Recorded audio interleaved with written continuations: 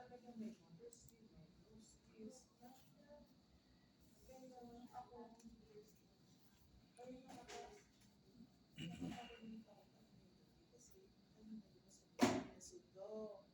Ngayon, nag-resist pala ang unang pinag sa akin yung